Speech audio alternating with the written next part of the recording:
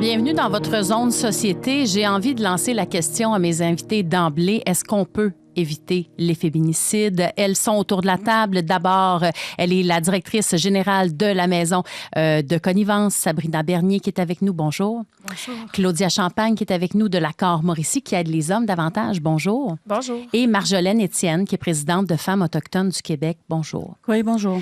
Merci à vous trois d'être avec nous. Je veux juste préciser une petite chose. On a essayé aussi d'avoir des hommes autour de cette table. Ça n'a pas fonctionné, mais c'est pas parce qu'on n'a pas essayé, pour toutes sortes de raisons, qu'on comprenait bien, ceci étant dit, mais ça n'a pas été possible de le faire. Mais on voulait aller dans toutes les sphères. Alors, j'ai envie de vous poser la question, est-ce qu'on peut éviter des féminicides? Et on va commencer avec Sabrina, donc, de Maison de connivence, qui aide les femmes. Est-ce que c'est évitable? Absolument. C'est absolument évitable et c'est effectivement des meurtres qui sont prévisibles. Il faut savoir que le féminicide, c'est la pointe de l'iceberg. Mais sous l'eau, finalement, il y a plein de stratégies de contrôle qui sont utilisées et c'est important de savoir les déceler. Puis on travaille très fort en prévention, en sensibilisation pour permettre au grand public de comprendre c'est quoi la violence conjugale, mais vraiment dans un spectre plus large. Ensuite, je pense que c'est ressorti également là, quand on écoutait l'audio tout juste avant les prises de parole. Il y a des facteurs qui sont extrêmement aggravants quand on parle de violence conjugale qui peuvent mener au féminicide. Il y a tout au niveau de l'écart d'intention. On l'a entendu, il y a plusieurs femmes qui tentaient de quitter le conjoint. Ils savaient qu'il y avait une situation difficile. Là. Exactement. Donc, je pense que ce qui est important de comprendre, puis d'enlever ce mythe-là peut-être au grand public, c'est que ce n'est pas parce que la femme quitte la relation que la violence s'arrête. Bien au contraire, c'est souvent à ce moment-là que ça devient le plus dangereux. Et de là, l'importance de venir chercher des services chez nous. Les femmes doivent nous appeler, elles doivent préparer un départ, de le faire de façon sécuritaire, qu'on soit en mesure de mettre des filets de sécurité pour ces femmes-là. Et ça, c'est essentiel. Ça, on va y revenir parce qu'une fois qu'on prend la décision, c'est dur de se rendre à la décision. Puis une fois que la décision elle est prise, il y a d'autres défis qui arrivent. Puis ça, on va y revenir. Quand je disais, Claudia, vous travaillez à l'Accord Mauricie, donc vous travaillez davantage avec les hommes qui ont cette problématique de violence. Et là, comprenez-nous, on n'est pas en train de dire que ça n'existe pas chez les femmes, là, des problèmes de violence. OK? C'est pas de ça dont on parle aujourd'hui. Mais est-ce que vous avez l'impression, Claudia, qu'on a suffisamment d'aide pour les hommes qui peut-être sont conscients ou juste un tout petit peu conscients qu'ils ont un problème de violence? Bien, il y a une amélioration, assurément. Il y a plus de ressources pour hommes au Québec. On a le réseau à cœur d'hommes qui couvre là, quand même tout le Québec, mais il y a des trous de service, on ne se le cachera pas. Si on prend juste l'exemple de Trois-Rivières, ben on a une ressource pour hommes, il y a 2 maisons d'hébergement plus une maison à la TUC pour les femmes autochtones. Donc, 1 pour 3. Il y a un déséquilibre pour vous. Voilà. Est-ce qu'on ne devrait pas aider justement davantage les hommes pour régler des problèmes, même en amont? Évidemment que les hommes font également partie de la solution. C'est ce que je dis. On travaille en collaboration de façon régulière avec les maisons d'hébergement. On doit aider les hommes parce que c'est eux qui, pour la plupart des cas d'homicides conjugaux, vont le commettre. Il y a des cas d'exception, il y a des femmes qui vont en commettre, mais c'est vraiment les hommes, la majorité des agresseurs. Fait qu'il faut les aider. Il faut sensibiliser les jeunes hommes également. Oui, commencer ça tôt, hein? Cette éducation-là. Et je ne sais pas si on aura l'occasion, ça aussi, d'y revenir, mais il y a comme un phénomène qui est on dirait, en montée en ce moment. Marjolaine Étienne, vous êtes la présidente de Femmes autochtones du Québec. Dans le reportage d'Amélie, quand on récapitulait ce qui s'est produit là, dans les derniers jours, les dernières semaines, il y a quand même 2 femmes autochtones qui ont été victimes d'un féminicide. Puis c'est pas propre à une région. Le Québec au complet, les communautés au complet sont touchées par ça. Quelle est la réalité en territoire ou dans les communautés autochtones? Est-ce qu'on a des services? Est-ce qu'on est capable d'aller aider les gens? Avant de répondre à cette question, je vous dirais que j'aimerais tout d'abord exprimer toute ma profonde solidarité envers la communauté atikamekw de Manawan, les familles qui sont touchées et l'ensemble des personnes qui sont éprouvées par cette tragédie. En fait, ce qui a trait au niveau des ressources, il y a des ressources qui sont sur place, que ce soit en ressources sociales, psychosociales et tout le reste. Il y a des ressources. On en retrouve aussi également à l'extérieur des communautés, par exemple au niveau des maisons d'hébergement. Il y a aussi des maisons d'hébergement qui sont opérées par des femmes autochtones. Donc, il y a quand même des services qui sont offerts. Maintenant, en ce qui a trait au niveau des tragédies, puis là, je fais référence effectivement au niveau, avant d'arriver à un acte aussi grave, je pense qu'il faut travailler en amont. Qu'est-ce que ça veut dire? Ça veut dire aller voir la jeunesse, ça veut dire... Bien, il y a plusieurs actions qu'on doit faire, effectivement, je pense, puis pas seulement une organisation, parce que Femmes autochtones du Québec travaille a pour mission, bien sûr, de défendre les droits des femmes autochtones. Maintenant, il y a une réalité existence à l'heure actuelle au niveau dans nos communautés, en dehors des communautés, parce que, on fait appel effectivement à plusieurs enjeux, qui est, la discrimination, le racisme systémique. Maintenant, en ce qui a trait à cet enjeu de violence sous toutes ses formes, parce qu'il y a la violence familiale, conjugale, les agressions sexuelles et puis tout le reste, je trouve effectivement que les services sont là. Est-ce que il y a Est-ce qu'on les utilise? Est-ce que les femmes et les hommes même? Je m'en venais à ça. Est-ce que les services sont là pour accueillir les femmes ou autres personnes qui ont besoin d'aide? Je crois que oui. Maintenant, entre ça et ça, qu'est-ce qui se passe? Je pense que ça mérite effectivement de pouvoir aussi se poser la question. Est-ce qu'il y a encore dans l'esprit, puis c'est encore là c'est encore ancré chez les Premières Nations, aussi chez les femmes, parce qu'on a quand même un contexte historique. Oui. Il y a des traumas historiques. Oui. Toute la relation à bâtir versus au niveau de confiance en soi. De confiance en soi, de confiance aussi avec les services, parce que on parle de services sociaux. On se souvient de Joyce Echaquan et tout ça, oui. Oui, bien sûr. Absolument. Mais il y a Mme Joyce Echaquan, mais ça remonte plus loin. Absolument. Oui, par rapport au niveau lorsqu'on a mis en place le système la confiance à rebâtir. Ben oui, absolument. Mais ça remonte à loin, cette confiance à rebâtir. Mais tout à fait. Il reste que quand même que, à mon sens, à moi, comme présidente, puis pour avoir été aussi dans le domaine d'intervention communautaire pendant plus de 15 ans, pour aider les femmes aussi, les familles, les jeunes dans des situations où ce qu'ils réclament de l'aide, c'est que il y a des traumas. Et des traumas... C'est difficile de surpasser ça. Hein? Exact. Ouais. La situation actuelle, moi, j'ai des amis qui sont dans nos écoles, qui me relatent qu'elles sont, les enseignantes, extrêmement troublées de ce qu'elles entendent. On parlait d'agir en amont, d'aller éduquer, sensibiliser nos jeunes hommes. Les parents ont un rôle à jouer aussi. Mais la situation actuelle, là, on voit 5 féminicides, 1 par semaine depuis le début de l'année. On disait c'est peut-être la pointe de l'iceberg tout à l'heure, Sabrina. Qu'est-ce que vous voyez en dessous de ça, là? Est-ce que c'est pire que d'habitude? Est-ce que vous voyez qu'il y a quelque chose qui gronde? Bien, honnêtement, je pense qu'on peut pas passer sous le silence la montée du masculinisme. On le voit même dans les écoles secondaires.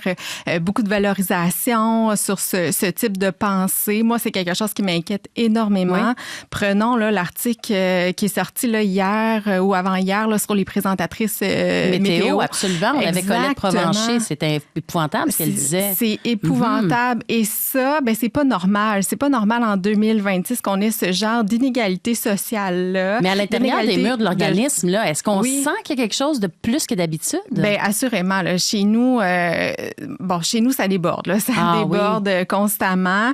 On a des situations à haut risque d'homicide, de féminicide, ou bien de violence. De réel danger. Exactement. Et ça, chez nous, on a une augmentation depuis la dernière année de 45% des situations qu'on appelle code rouge. Donc, code rouge, là, c'est vraiment qu'on craint réellement pour la sécurité de façon imminente.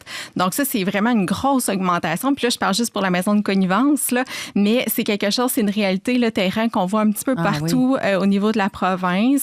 Donc, comme je le ramène, on manque de place chez nous. Oui, il y a des ressources, mais il manque assurément de place. Puis c'est pas parce qu'on fait pas d'efforts. À De Connivence, on a acheté un deuxième bâtiment. En socio-financement pour vous financer. C'est incroyable quand Exactement. même. Donc là, on a fait l'acquisition d'un 3e bâtiment pour tenter d'augmenter le nombre de places. C'était une décision du conseil d'administration parce qu'on ne pouvait plus refuser de femmes. C'est un refus tous les 2 jours qu'on doit faire d'une femme avec ou sans enfant. Là, je vous rassure, quand il y a une femme qui est en danger, on ne la laisse pas sans service, assurément. Là, on fait des pieds et des mains. Oui, on sort des matelas un petit peu partout. Notre salle au sous-sol, qui est une salle multi, il y a des matelas là pour accueillir des femmes. Donc, notre réalité, oui, il y a des services, il en manque. Il manque des places en première étape, en deuxième étape.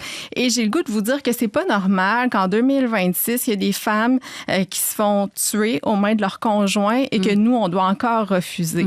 C'est pas normal qu'il y ait des maisons un peu partout au Québec qui sont présentement en processus de construction qui se font couper le financement. C'est pas normal que chez nous, à De Connivence, on ait acheté un 3e bâtiment pour avoir plus de places en urgence et que je suis pas capable d'avoir du financement, il faut que j'aille en socio-financement pour l'avoir. Il faut faire des campagnes de financement. Puis on l'a vu aussi avec l'itinérance. Les enjeux sociaux ont de la difficulté à se faire financer. Oui. Là, j'ai envie qu'on écoute un extrait de David Goudreau. Je ne sais pas, mesdames, si vous connaissez tous et toutes David Goudreau. C'est un artiste québécois qui fait du slam et qui, il y a 4 ans, a pris la parole à Bonsoir, bonsoir avec ces mots et on dirait qu'on aurait pu les appliquer aujourd'hui. Tu peux être sans écraser l'autre.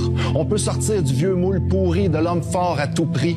On se les fait mettre d'en face, nos erreurs et nos errances. C'est rough, mais il y a eu trop de viol, trop de violence. L'humanisme passe par le féminisme tant qu'on n'aura pas atteint l'égalité. Tant que la sécurité ne sera pas un bien commun, pour toi comme pour elle. Ça t'enlève rien, tu sais. Ça va juste embellir le monde, pour tout le monde.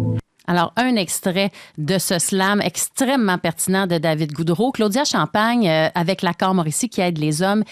Les féminicides, cette violence qui va jusqu'à tuer, est-ce que c'est l'affaire des hommes, des femmes ou des deux d'une société? C'est l'affaire de tous, hein? C'est ce qu'on dit depuis toujours. Les gens qui... Des fois, je suis une amie, je vais voir une situation de violence, on va tout le monde un peu se mettre la tête dans le sable, je veux pas m'en mêler, ce qui se passe chez le voisin, ça me regarde pas. Donc, c'est l'affaire de la société, c'est l'affaire des hommes.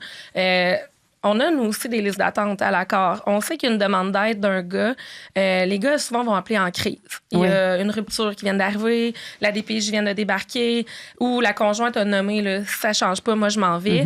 Ils vont appeler. Mais nous, ce qu'il faut leur répondre, on a un temps d'attente. C'est quoi le temps d'attente? Présentement, on a au moins 1 mois et demi d'attente pour rencontrer un homme. Ça n'a pas de bon sens.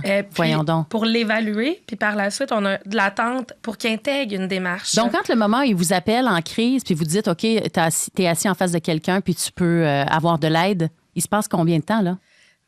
Ça peut aller jusqu'à temps qu'il intègre vraiment la démarche là, de thérapeutique, 3 mois. Mais de notre côté, évidemment, on va prioriser des demandes. Fait que si j'ai un homme au téléphone qui est en détresse, c'est arrivé cette semaine. J'ai un homme qui a appelé lundi, mardi, il était rencontré, puis on a vraiment rapidement vu que c'était un code rouge.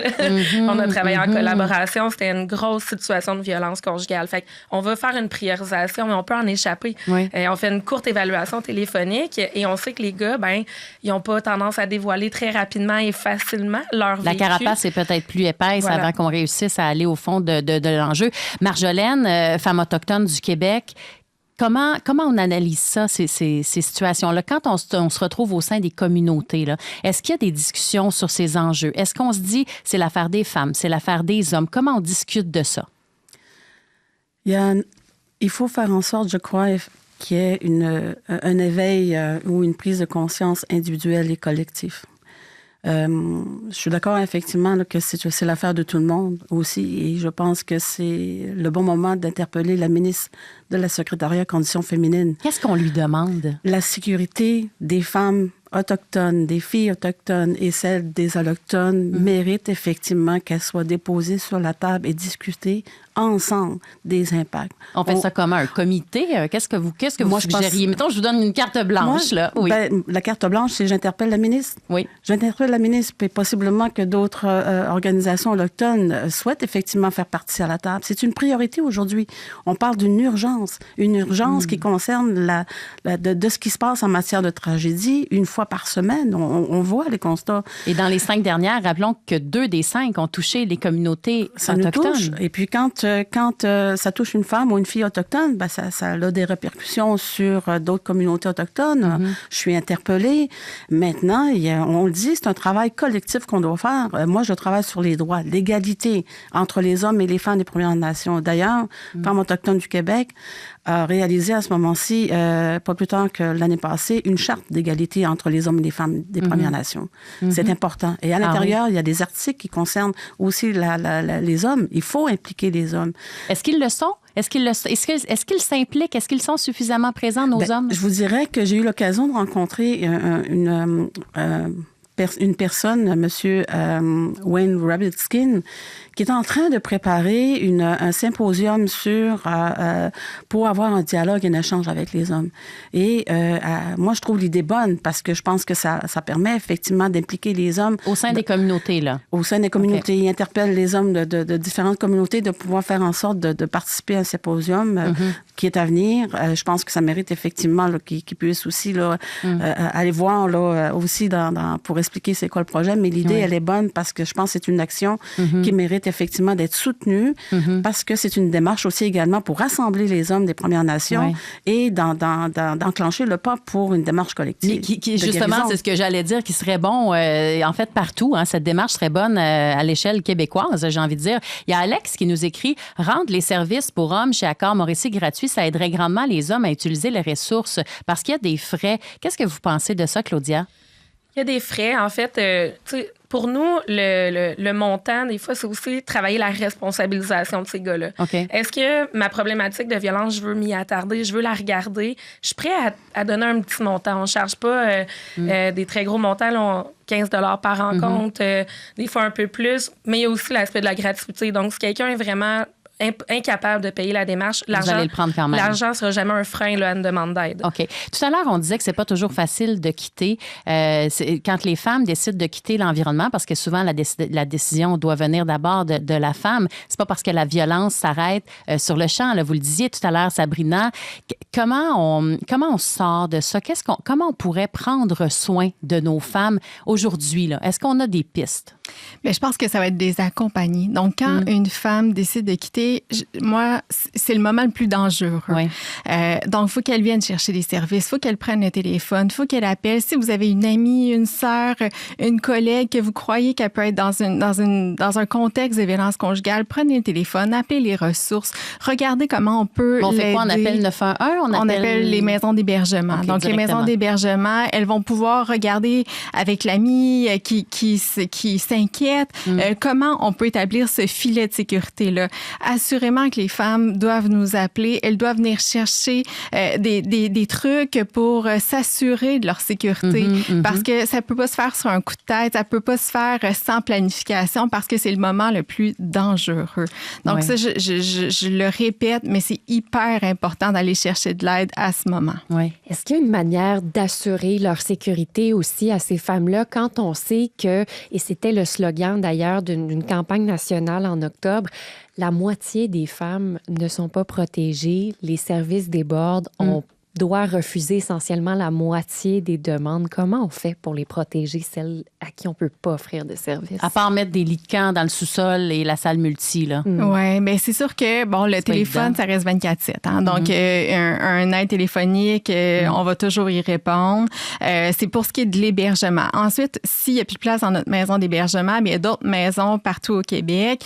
Quand c'est plein partout au Québec, on a d'autres stratégies que pour la confidentialité, je ne vais pas nécessairement aborder ici, mais on a des stratégies, on a des moyens. Finalement. Bien, assurément. Okay. Puis ça, c'est essentiel de le ramener. Puis même si on dit qu'on manque de place, c'est tellement important. Puis moi, ce que j'ai envie de vous dire, c'est que c'est une responsabilité collective. Hein? Donc, le gouvernement doit injecter de l'argent. C'est pas en faisant du sociofinancement que je vais changer le monde. Puis c'est pas parce qu'on n'a pas envie de le faire, là. Mais c'est vraiment qu'on doit avoir un appui de la base, un appui du gouvernement qui vont, qui vont mettre leur culotte puis qui vont venir nous aider. Vous sentez-vous écouté dans cette aide-là? Est-ce que vous sentez que quand vous demandez de l'aide pour vos organismes, là, on répond? Claudia d'abord, puis ensuite Sabrina. Bien, en fait, je vous dirais que la question du financement, on en veut toujours plus. Oui. Moi, de mon côté, le problème qu'on fait face également, c'est que travailler auprès des hommes avec des comportements violents, ça demande une expertise clinique quand même chose. Quand on parle de violence conjugale, donc on veut plus de financement. De notre côté, on a de la difficulté à embaucher du personnel qualifié aussi. Fait que si j'ai plus de financement, je vais pouvoir engager plus de monde. Payer plus cher, puis avoir des gens compétents, et voilà. Puis, etc. Fait que c'est sûr que les demandes sont à ce niveau-là de notre côté et de pouvoir couvrir tous les points de service également. Mauricie, mon territoire va jusque dans la Haute-Mauricie. Les ça, c'est un phénomène qu'on voit partout. Là, on parle beaucoup de notre région, là, Mauricie, Centre-Québec, mais c'est partout. Exact. Okay. Mais j'ai un point de service à Trois-Rivières pour répondre jusqu'à la communauté d'Aubijoine, par même, hein? C'est très peu, là. C'est large comme territoire. C'est 8 heures de route, là. La personne ne va pas se déplacer. On va faire de la visioconférence, mais c'est pas la même chose. C'est pas pareil, effectivement. Est-ce que ça se peut de sauver, ou j'ai peut-être pas le terme sauver, mais de soigner ou de changer les comportements de quelqu'un qui est violent? Est-ce qu'on rêve avec des lunettes roses quand on pense que ça se peut ou ça se peut pour vrai?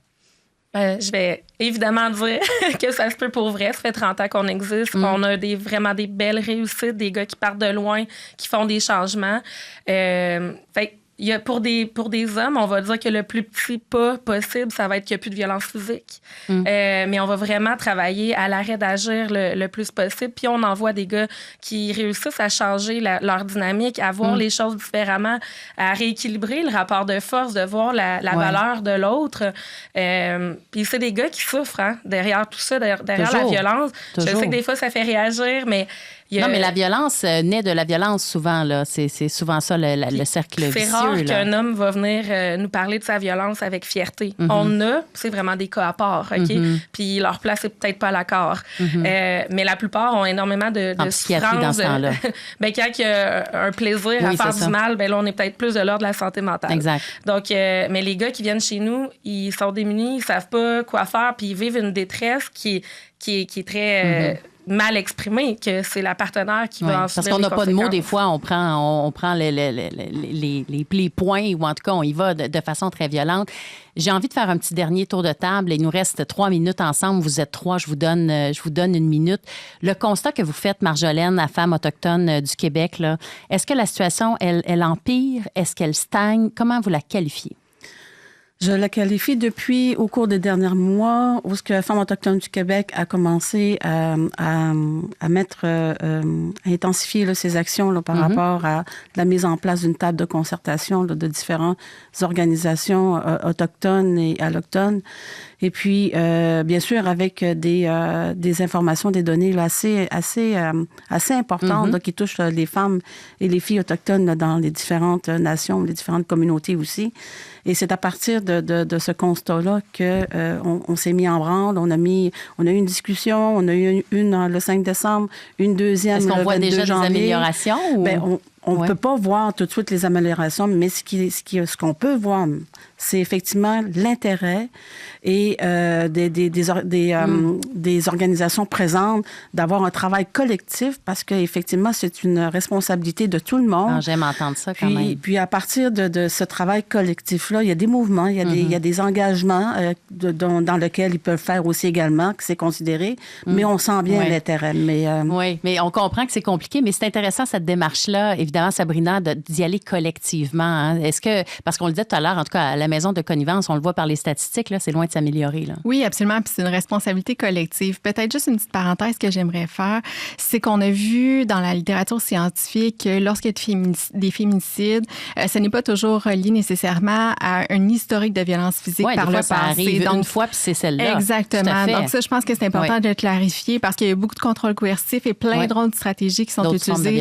dans un contexte de violence conjugale. Ça, je pense que c'est super important de le répéter. Et également, là, il y a 2 projets de loi qui s'en viennent très rapidement. Donc, le projet de loi C16 sur le contrôle coercitif et les féminicides. Je pense que c'est important qu'on continue en tant que citoyen de garder l'œil là-dessus. Et également, le projet de loi C223 là, sur la loi sur le divorce pour venir protéger les enfants. Et on en reparlera justement quand ça sera dans l'actualité. Mot de conclusion, 30 secondes, Sabrina. Pas Sabrina, excuse-moi, Claudia. En fait, moi, j'ai envie de finir peut-être sur du positif puis de dire aux gars, venir chercher de l'aide. Vous faites partie de la solution, messieurs. On est là pour vous. Puis, il n'y aura pas de jugement. La porte est toujours ouverte.